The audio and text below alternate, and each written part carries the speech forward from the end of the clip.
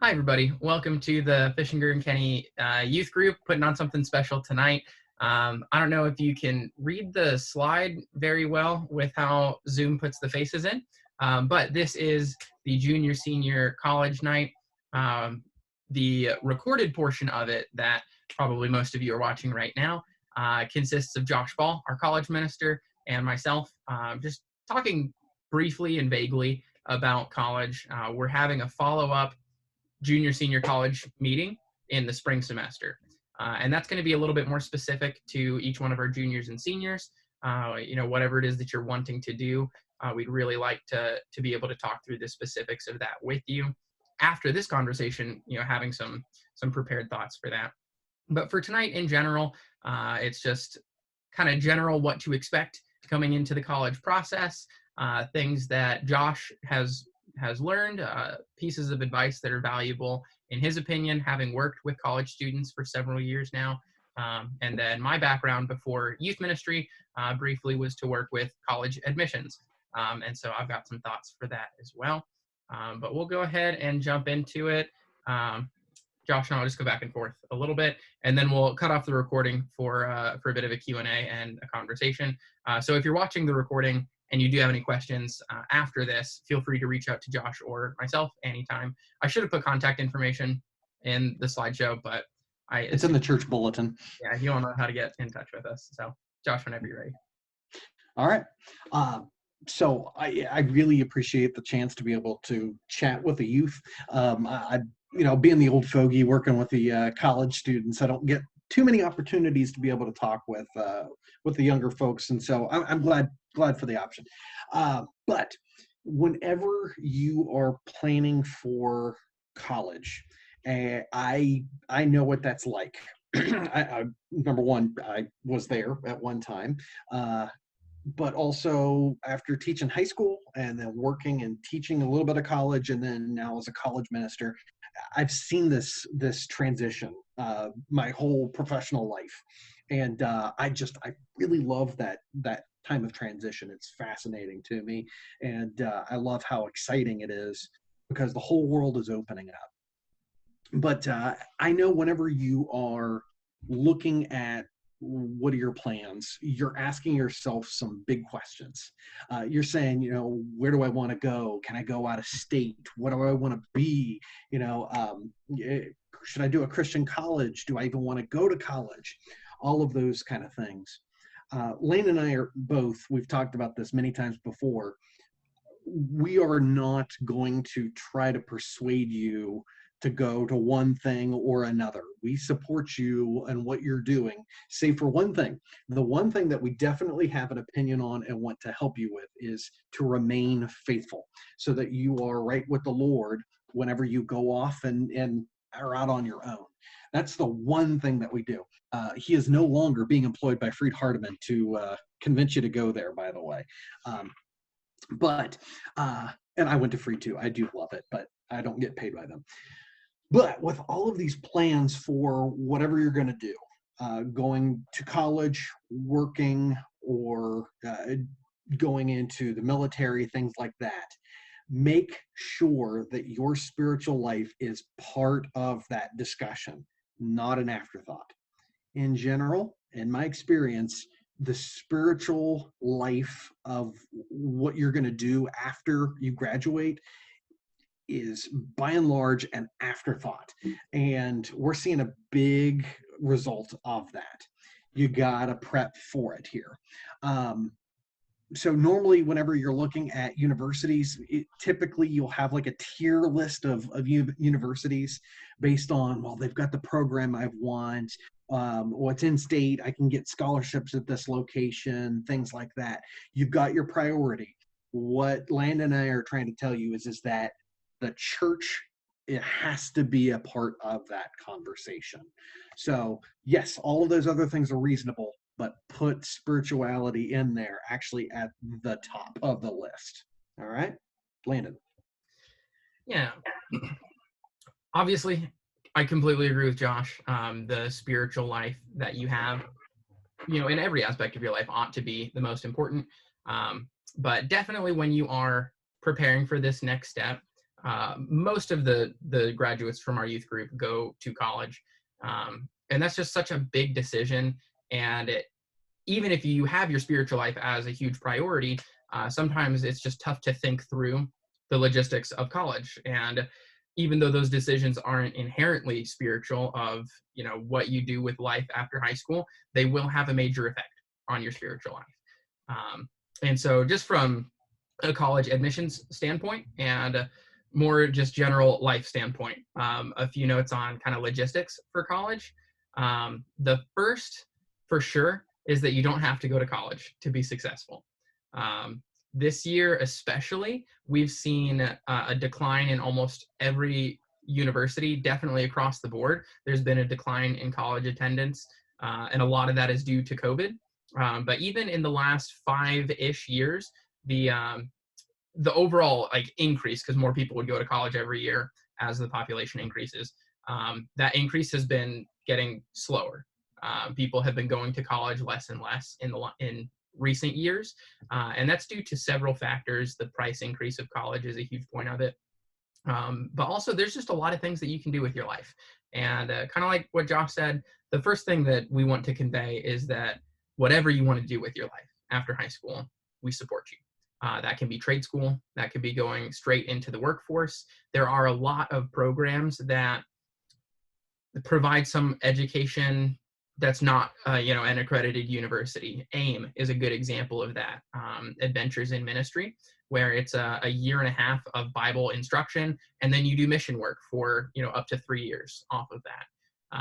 Preaching schools are different options. There are just tons and tons of different things that you can do, and all of that is okay. But if you are looking to go to college, because that's where our specialty lies, a few things to look into about it.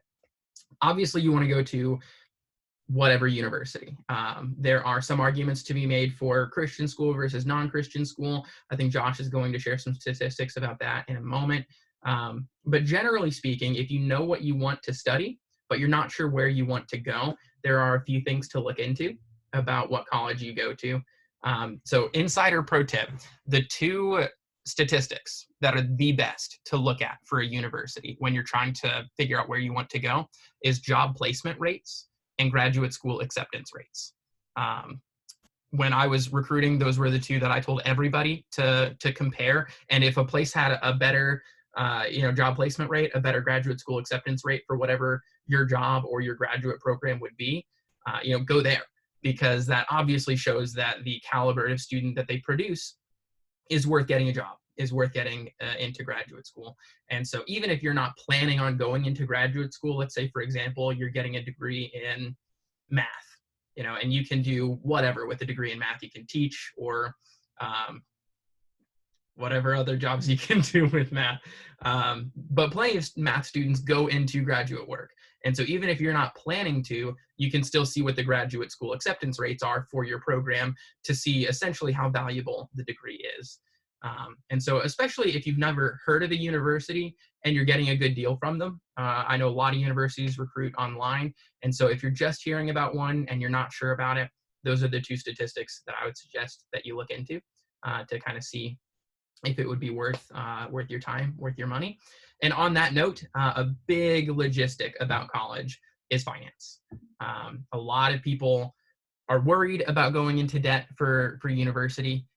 Across the board, the average tuition cost per year is over 40,000 per university. It's insane.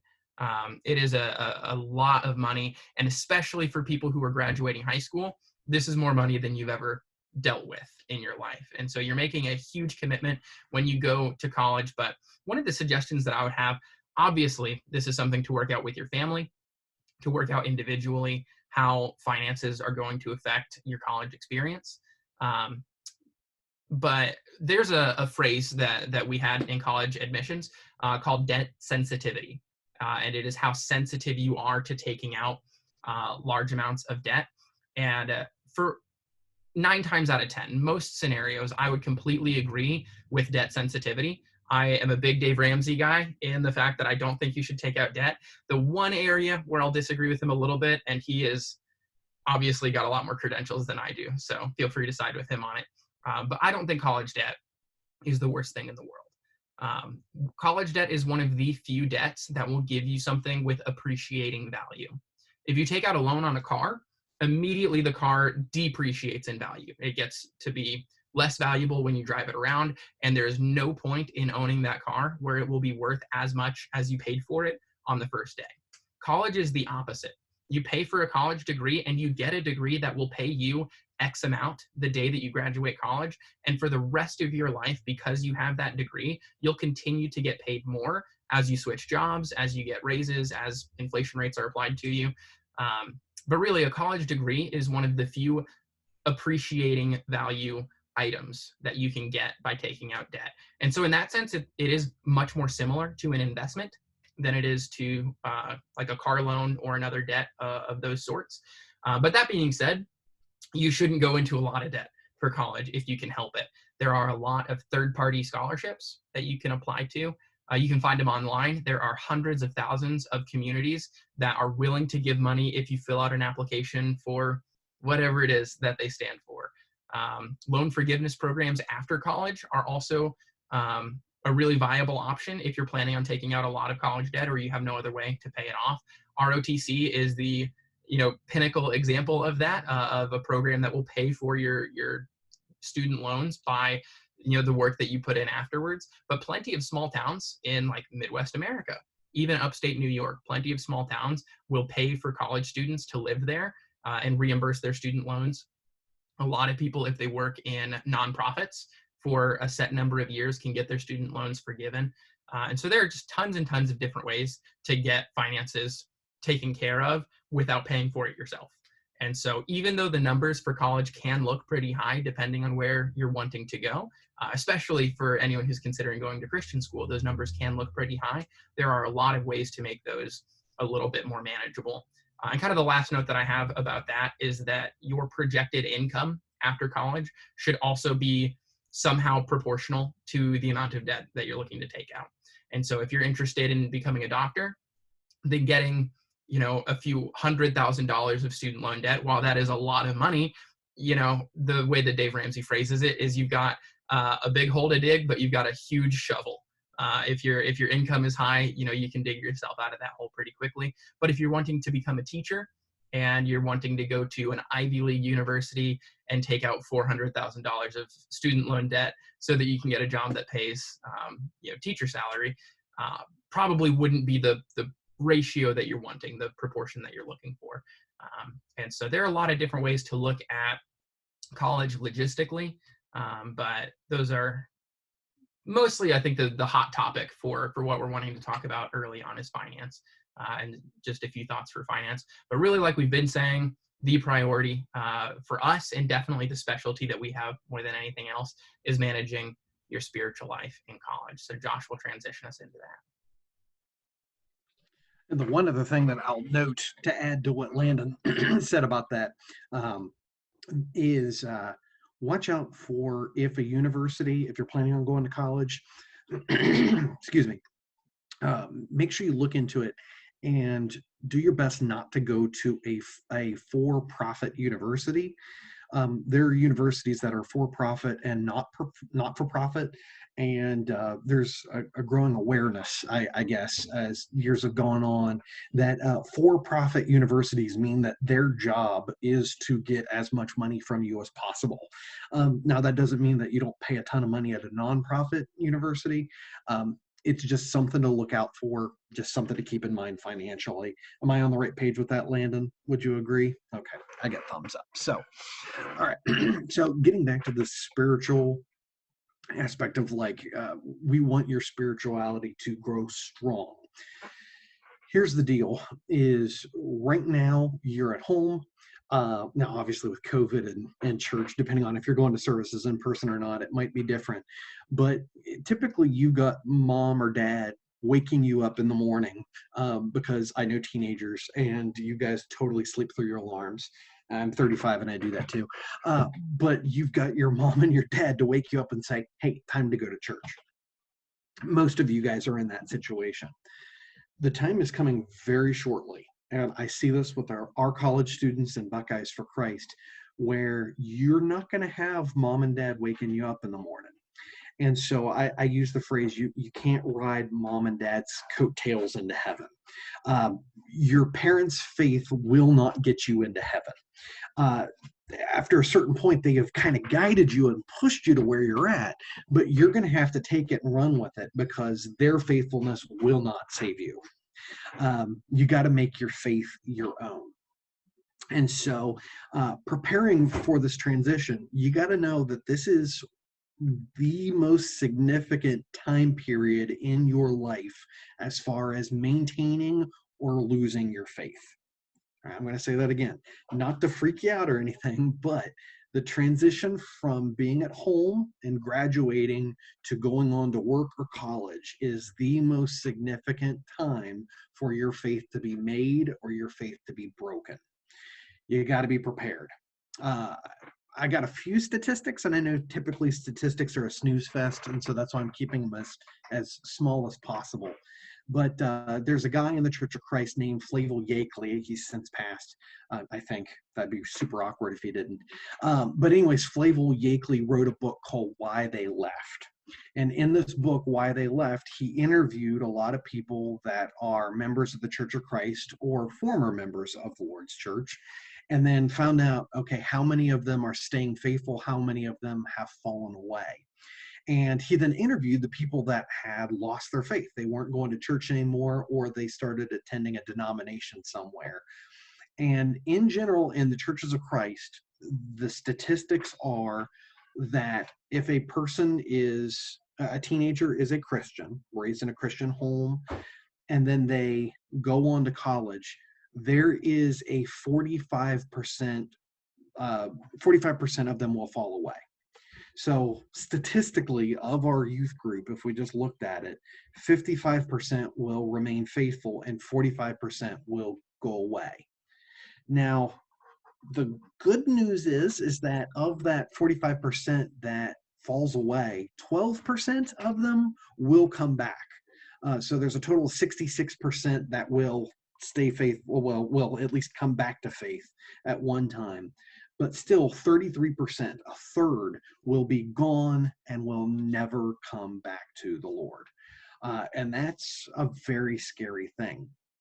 The good news is if you're a little bit concerned about that and you're going, I don't want that to be me, congratulations, you are probably going to be part of the 66% that will remain faithful, because you're preparing for it. But I'm going to focus on that 55% though, because yes, they might come back. That's good. I hope if you fall away, I hope you come back. The odds are against you on that. We would much rather you stay faithful, because God is true, God is alive, and God is worth it in all of this. There are different factors and different things that can help determine whether you're going to be part of that 55 or part of that 45. Things like if your parents are involved. So if parents are watching this later on, like if both parents are involved with church, like in teaching Bible classes or things like that, 80% likelihood that a teenager is going to stay faithful if both of your parents are going and doing things at church. If only one is active in church, it jumps down to 50%. And if neither of your parents are involved, it goes down to 20% faithful, 80% chance that'll fall away. So parents, your faith is paramount in all of this. But what I want us to focus on is going to a Christian college.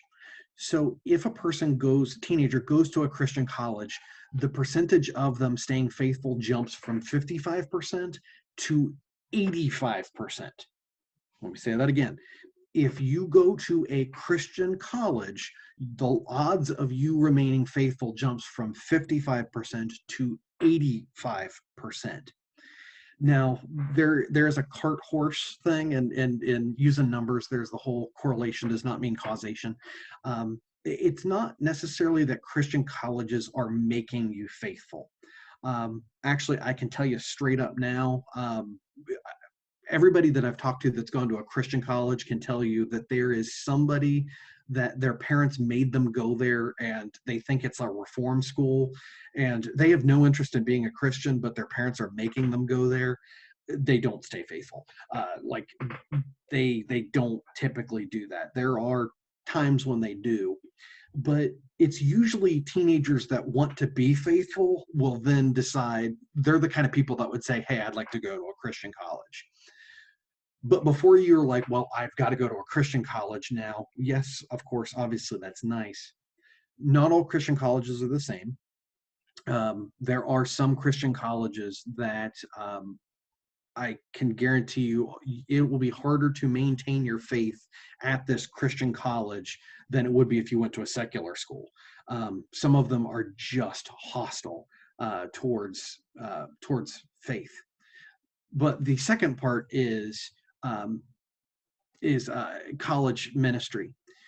If somebody goes to a secular school and they get actively involved with a college ministry, the likelihood of them remaining faithful is 85%, meaning it's the same. All right, here's my whole point, just to wrap this up. If you want to ignore all the statistics, your preparation now will mean more for your ongoing faith than anything else you do. You've got to make preparation for it now. As best as you can. Make that part of your priority. Now, we're going to get into specifics on how we can make that a priority here in a minute. So now Landon's going to talk about making it your priority here. So please, Landon. Yeah, and I think there are plenty of different ways where you can really just logistically make your spiritual life a priority. I think the biggest way that I would recommend, and I think absolutely the most scriptural way, is to treat this phase of life like any other phase of life that you would have. College is unique in so many ways, or whatever it is that you're doing, trade school, whatever. Just leaving your parents' home for the first time is very unique in a lot of different ways. And the biggest thing, anytime you move from one state to another state, if that's what you're doing for college, if you do that at any other point in your life, the first thing you think about is, got to find a church home. And for some reason, people don't think that way about college all the time. And so that's the biggest priority that I want all of our graduates from FNK to have, is to find a church home. And for state schools, maybe that's a little bit more obvious. If you're going to a state school in a different state, then you'll think of what churches are in the area, visit around a little bit, find one that believes the truth and teaches the truth, and then be happy there. But for Christian schools, this is just as important, maybe even a little bit more important, because a lot of the times if you're at a Christian school, it's easy to let your school become your moral compass. It's easy to let those peers who are churched people and who are part of the church, like the Lord's church, but it's easy to get that sense of community and then deny yourself from the actual church, an actual like brick and mortar eldership church body somewhere that you can place membership into like you would in any other capacity for the rest of your life. And I just think that's so important. One of my favorite phrases to say all the time is that God didn't come to this earth to create Christian college. He came to this earth to create a church. And no matter where you're at, being a part of a specific congregation, placing membership to a set of elders that can teach you and that you can respond to, that's just so important. And I think God designed us to need that. And also, when you're in college, people are your age, almost exclusively.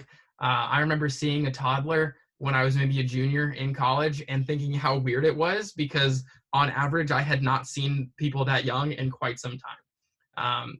And that's what church can be a great, that's just why college cannot be a replacement for church. One of the biggest blessings in church is intergenerational ministry, having older people to minister to you, and then also, especially as you guys get older, to have younger people that you minister to.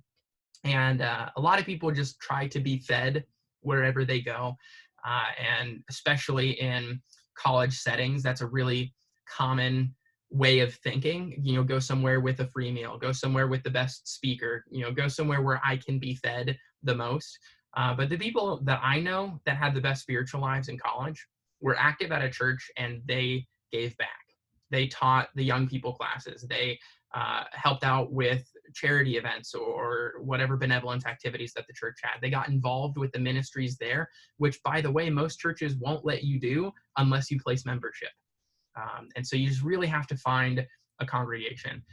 Most cities that you'll go to will have multiple churches. And so for the first X amount of time, however long you want to give yourself, it's okay to go from one congregation to another and see which one is going to be the most edifying to you. But I very, very strongly advise that you set an amount of time for that, no more than one full semester. I would recommend even a little bit shorter than that, so then you can spend a good chunk of your first semester of college wherever you have decided to commit yourself to. But to give yourself a chunk of time where you can church hop and find what's going to be the best fit for you, obviously to find a place that teaches the truth, and that's the ultimate goal of the church hopping, is to find a place that teaches the truth. Some cities are fortunate enough to have multiple churches that teach the truth, and so then you find whichever one you can fit best into. But for a lot of people in college, they will church hop over the course of their entire college experience, especially in Christian universities where there are plenty of sound congregations. And so another note about your church life in college is, once you find a congregation, once you place membership there and you start to get involved, don't leave. There are reasons to leave that are valid. If you find out that the elders are not teaching the truth, that's a reason to leave. Or if you realize that there are like a lot of members that believe something differently, the elders know about it, and they're not, if there's a scriptural reason to leave, absolutely leave. But I know so many people that would go to a congregation, and then a year later, a different church would get a lot of college students going to it. They would hire a very eloquent minister. They would build a new building or something, and you would want to jump over. Or you'd be in one church for some period of time, and it'd be tough to make friends. And so you would want to go to another church and maybe try again somewhere else. Or if you just didn't like the activity or the ministries that were going on. I know so many people that left because of kind of worldly reasons. And you only have 4 years in college, and you spend a significant chunk of that time in Columbus or wherever on breaks. And so if you're constantly going somewhere else just because you're not thrilled with the way things are, then you're denying yourself the opportunity to learn how to plug in to a congregation, and you're denying that congregation the opportunity to have an active, healthy, young Christian who loves the Lord, providing as much as they can to that church. So there really is beauty in working through any unhappiness that you might experience. There's beauty in working through any issues that might be there aside from doctrinal issues. And that's really how the church is designed to be. And so regardless of what you do after high school, just absolutely find a church home and stick with it as much as you can. Okay, so what are some practical things on what can you do? All right, now that you're aware that, hey, I need to prioritize my spiritual life, I need to make that a part of who I am. What can you do? What are some practical things? All right, so this is not a full list of things. These are just some different things that are good ideas. Number one, parents and teens talk with each other. As a college minister, seeing the students that have come in, I have seen a number of students that I'll see them on the first day and then they're gone. And I will see sometimes like parents will show up for church, and then their college student kid will suddenly show up, and they've never been at church since like the first day when their parents came with them, and then they've been gone. And then I've even had parents come up to me and say, thank you so much for what you've done for my child. And I have to stop and think, like, who's your kid again? I'm not sure I've ever met them, like because they just are gone. So parents, talk with your kids. All right, talk with your students about this, and don't assume anything. All right, just because they have been baptized before doesn't mean that that automatically locks them into faith for the rest of their life. It doesn't do that. So you might need to get back to basics and ask the simple questions like, do you still believe in God? Do you still believe that the Bible is the word of God and is true? But then you can get into some more detailed things on like, how strong do you think you can be in a different church? Here's one of the things.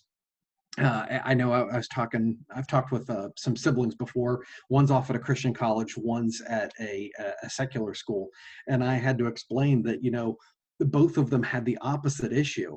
One of them, as Landon brought up, for people that can church hop, whenever you're at a big university that's got lots of churches in the area, you can just church hop around and you're never accountable to anybody and you can slip through the cracks. On the other hand, you might be at a place that only has one church in like a 30-mile radius, and it's the only one that you can go to, and it's really small with older folks.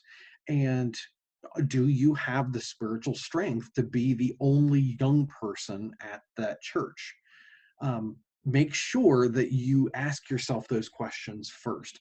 Now, I know we've had some people gone through the youth group and on into college off and away, and they have gotten plugged into a tiny congregation where they're it, but like you have no idea how much of a blessing you are to that congregation. I think what Landon was trying to say there, and I agree with him on getting plugged in, is don't think that all of this is about you. This is also about the help that the church needs from you. And so bigger congregations, you got to be there consistently. Smaller congregations, I mean, you have no idea how much older folks love seeing college kids be faithful. You have no idea how much of an impact there are. So parents, talk and find out, where is your spiritual strength? Where's your spiritual weaknesses? Can you endure in a particular environment? So think about that. Number two, talk with Landon and I. All right, this is literally what we do. Okay, and if you're not a big fan of me or my presentation, that's cool. Go to Landon. And I'd say the opposite, but everybody loves Landon, so come on. But really, what this is Landon is doing the pushing. I'm doing the pulling. We are literally trained and supported financially to help in this transition. So let us help however we can, answer questions. And it doesn't have to be just us. I mean, we got other preachers and we got elders. And then do your research on what congregation you are considering. So Landon talked about all the different places that you can end up going. Look at them and look them up. Landon and I will be here to help you find congregations based on where you're thinking about going and moving. We've got a directory at the church. It's a list of all the churches of Christ in the United States. And it's even got a key code so that you can know if they've got some peculiarities to them. But we want to help you do research to find that congregation. In my personal experience, the students that I have seen go through Buckeyes for Christ and be faithful are typically ones that I have had conversations with a year in advance or more. They've visited the church. They've talked with me on the phone to find out, like, what things do we offer? What things do we do? Your interest in advance is what's going to make the difference here. So parents, don't think that you can just let them go and then it's like, oh, it's all done. Help them prepare now. And we want to help you with that process. Landon? Cool. And then our last note is kind of talking about the dual nature of being a college student, that you will still have permanent residency in Ohio until you likely graduate, get a place of your own. But one of the, like what we've been telling you this whole time, is to place membership at a different church, but there is still a huge chunk of the year where you will be in Columbus, where you will be near Fishinger and Kenny. And I don't know how productive of a note this is, as much as it is a heartfelt plea. When you're still in town, hang out with us, do stuff with Fishinger and Kenny. It is okay for this phase of your life to be a member of two churches, in my opinion. Maybe there's a doctrinal question in there, but when you are in Columbus, when you're with us, it's going to be really tempting for some of you to maybe just catch up with friends the entire time, to wear yourself out, staying up super late, trying to get in all the quality time with people that you've been missing for quite some time. And all of that's great, but don't let that interfere with coming to church and following up with people that love you, who have known you for just long time. For some of you, a lot of the people in the church have seen you grow up, and for even some of you, they've seen you born. It is a blessing to return home for people like that. And it is also a huge blessing for you to continue to have a sense of just ministry in your home congregation. You guys are super fortunate. Most churches that don't live in college towns don't have college programs. And so there is, at almost every church I've seen, there is like an awkward age between 18 and like 22-ish, young professional-ish, where the church just doesn't have a lot to offer. And man, it's such a blessing that when you guys come home, there's a college ministry at Fishinger and Kenny. You're obviously invited to be with the youth group in appropriate ways, to hang out with your friends who are younger than you.